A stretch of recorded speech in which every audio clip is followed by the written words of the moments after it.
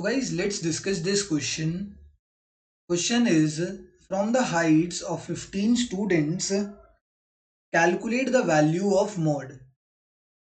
अब ये ना mod की वैल्यू है एंड जो हमें यहाँ पे क्वेश्चन में सीरीज दे रखी है, this is individual series.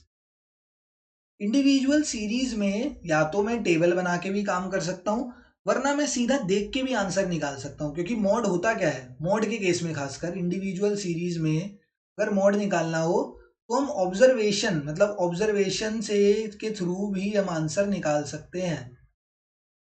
By observing the table, by observing the by observing by the लिख दिया,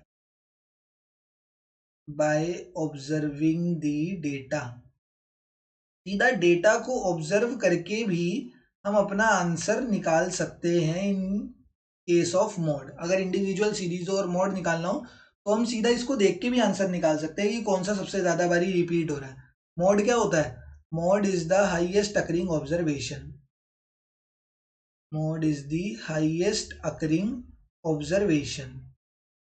तो इसका आंसर हम सीधा देख के भी निकाल सकते हैं अगर इंडिविजुअल सीरीज हो, वरना हम टेबल बना के भी निकाल सकते हैं कि एक्स निकाल दिया और एफ निकाल दिया कि कितनी बारी रिपीट हो रहा है टेली मार्क्स करके, एंड वो टेबल बना के भी हम आंसर निकाल सकते हैं। जिसकी फ्रीक्वेंसी सबसे ज्यादा आएगी वो हमारा मॉड हो जाएगा।